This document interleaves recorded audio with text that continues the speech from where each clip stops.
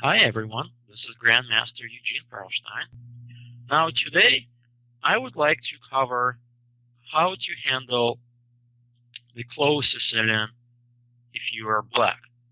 Now typically it's not so easy to play against closed Sicilian if you know that your opponent has played this for many games in a row, and they're quite familiar with setting up the pieces.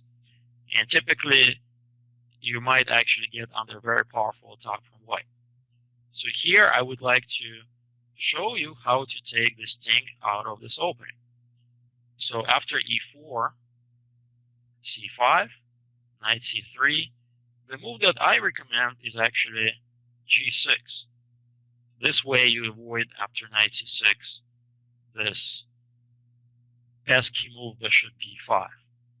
And if you're not quite happy to play this against the Råssolimo type of positions, such as e4, c5, knight f3, knight c6, bishop b5, then g6 is highly recommended way to avoid that. And this is called the hyper-accelerated dragon move order. And now after g3, knight c6, bishop g2, bishop g7, we have reached the closed Sicilian, and really the move order doesn't matter. And d3, d6. And here white has several ways to play this opening. Number one, white can play f4, followed by knight f3 in castle. And I'm not going to cover too much going into detail with this line. Instead, I want to mention that after f4, knight f6, knight f3, I prefer to play immediate bishop g4. And for example, after castles, h3, bishop takes, queen takes. Here, white took out the key defender, the knight on f3. Now we have the outpost for the knight on d4. And black has a very easy plan to play rook b8, followed by, so the knight is going to come to d4, followed by the future b5, b4. Now, all of this is covered in my repertoire book, co-authored with Ginger and Albert, Chess Openings for Black Explained. But rather today, I want to talk about the move bishop to e3. Now, this is a more dangerous system if you're not quite familiar what to play against it, especially if you get under attack after queen d2, now white castles long. So this is a more flexible setup for white. And this has been played against me in the recent tournament Fox was open by a very promising junior, Alisa Milehina, and she's about 2300 rated player. And here I want to show you how to handle this line for black. So knight f6. Notice that queen d2 runs into a problem. Knight g4. And now if bishop f4, then e5, bishop g5, f6. And white really has to part with this powerful bishop. So this is not the way to play. Instead, the right move here is h3. And this is what you played against. So the question now is black really afraid of white's attack after white has played this quiet move h3? And the answer is no. Black is not afraid, and you can safely castle short, queen d2, and now the key move in this variation, knight to d4. And I want to emphasize that in the closed Sicilian, control of the d4 square is really key for black.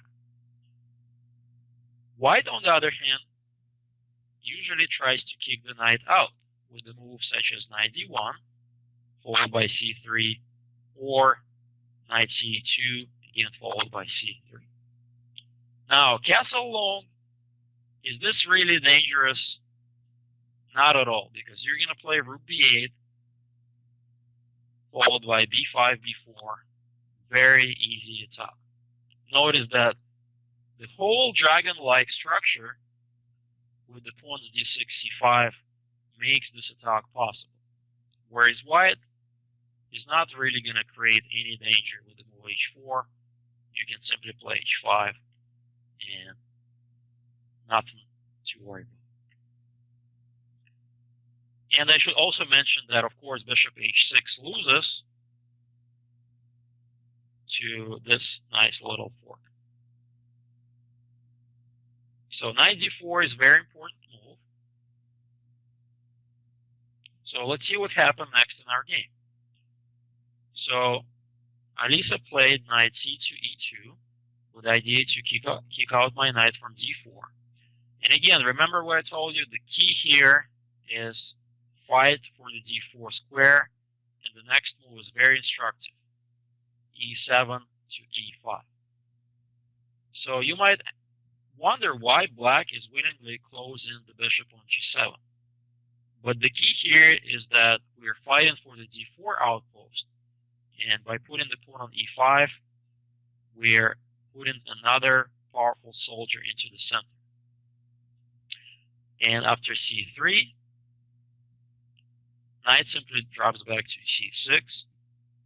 With the firm control over the d4 square, white can never play d4. And are we really afraid of the move bishop h6? No, not at all, because think about it. Now that the dark squares are not as important for the g7 bishop, because the pawns are now blocking him, it's okay for white, or rather for black, to trade the bishop. Because now we don't really care about that bishop as much as our light square bishop. So bishop h6 is nothing to be afraid of. And we can immediately play d5 and try to take control of the center. Alright. In the game, white plays f4, which is again, looks like a typical move in the closed Sicilian. White is going to play knight f3, followed by castle, with a very flexible structure. But if you really think about this position, there is one problem. And the problem is white is behind in development. And I think this is very important to point out. With my next move, I pose some very serious problems. It's a quiet move, rook e8. Unclear what I want to do next. But it turns out now that white is facing serious problems with his center. So after the typical knight f3, this is what happened in the game. Black has a beautiful move for immediate c4. Notice that if pawn takes, then we win the center pawn. Or, as I played in the game, first I took on f4, followed by c4. So basically, c4 is very, very strong, because now the center is completely and utterly destroyed. And I think this is very instructive to watch what happens next. So of course, knight g3. Otherwise, this is simply bad for white. With the powerful e4 pawn gone, white is much worse. cd, queen d3. And so it seems as though white is hanging in. The pawn on d6 is weak. White is about to castle short. But there is one big problem, and the king is still in the center. Now you really understand the point of the rook e8 move. Knight takes e4, exclamation. Temporary piece sacrifice. Knight takes e4. And now we pin the knight with the move bishop f5, and white is having some serious problems. What to do next? If queen takes d6, we can simply pick up the knight, and now the endgame is superior for black. White has two weak pawns. The pieces are in complete disarray, and white has to struggle for equality. Instead, my opponent plays knight f2 g5, trying to hold on to the extra piece. d5, that's the whole point behind bishop f5. And now white simply castles long. So I think this is the critical moment of the game. I have set options. I can take the knight with d takes e, or I can play h6. I think during the game I completely overestimated the move h6. I really thought that h6 gives black advantage, but it turns out that it's not so clear. And as you're going to see shortly, white actually gets back into the game. But I want to show you the best move, and it is simply d takes e, the easiest move to play. Now, if we trade queens, of course, knight takes, because now the rook is defending the e4 pawn. Here, white is facing some serious problems. In particular, h6 is coming up, winning the piece. So the only move is h4. And of course, if you play moves such as h4, the knight is going to come to h3. This is completely not a pleasant endgame to play. And black can simply play moves such as knight c6, improving the knight. h6 is coming up, so if knight h3, here I can even show you how black gets into even more serious problems with the move knight to e7, with a very concrete threat, knight to d5. And if bishop takes a7, then it's actually funny, white is getting mated. Bishop c5, rook takes a2, and if bishop takes knight e3, there is no defense against mate. So rook a1 is coming up. If you move your king, then bishop d3, mate, next move. And if white moves the b pawn, then bishop takes e3, and again, no defense against mate. So you could really understand how quickly white would get in trouble. So taking the queen, of course, and going into the endgame is not that great. But the move that I was concerned about is queen to c4. So now my queen's under attack, and the pawn on f7 is under attack. But it actually turns out that with my next move, queen to c7, this actually didn't happen in the game, but with the queen c7 move, black has very, very big advantage. Number one, the threat of h6 is looming in the air, so rook h2 e1 with idea after h6 to try to capture the pawn on e4. But now black can simply play b5, temporary pawn sacrifice, with idea to lure the queen out from the c4 square, and after h6, the knight is trapped. So of course knight takes f7 is the only try, but really after king takes, there's no compensation for the piece. So as you see, we got this position almost by force, and after d takes e, I could have simply gotten a huge, huge advantage, almost winning advantage. Instead, I played the move h6, and here my opponent found a very nice way to try to escape. With the move queen b5, h takes g, rook takes d5, queen c7, and now the exchange sacrifice, rook takes f5, pawn takes, queen takes f5. So even though materially black is still ahead, white has all of a sudden very active pieces, and my king is a little bit weak. So that's why white has compensation for the exchange. In the game, I ended up winning, and and I want to show you what actually happened, but the correct evaluation of this position is that white does have sufficient compensation. So let me show you what happened in the game. Pawn takes, bishop takes, knight e5, with a very powerful threat, knight d3 check. So king b1,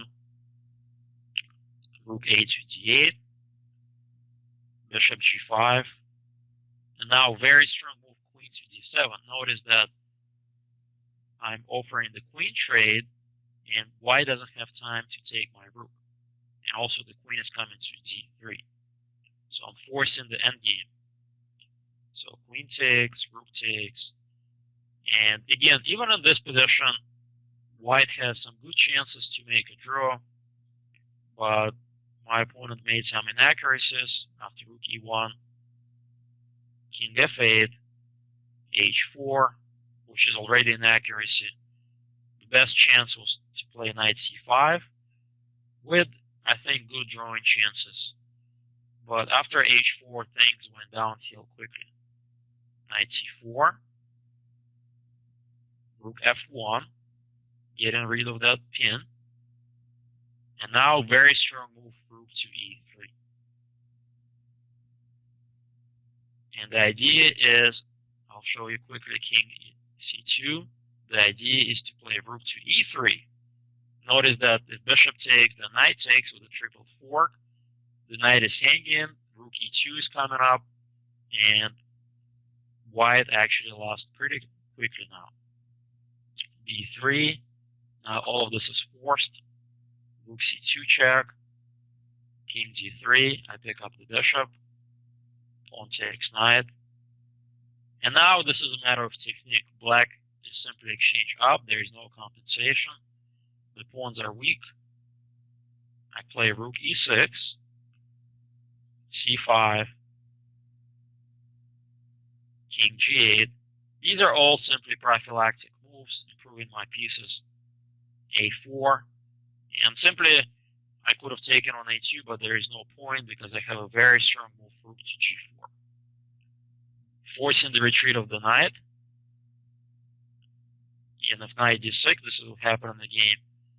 Then after rook g3, I pick up the powerful c3 pawn, and the game is practically over. My bishop and my rooks are now creating a mating net around the king. And also I pick up all the pawns in the meantime. King d2, rook takes c5. Now white can simply resign.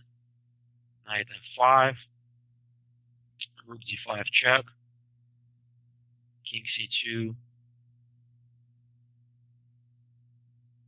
rook c6 check, and the game's over. So I'm just gonna keep checking the king, improving the position of my rooks, and slowly black is gonna win either by creating a mating net or winning the rook on f1. So this game, I think, is very instructive.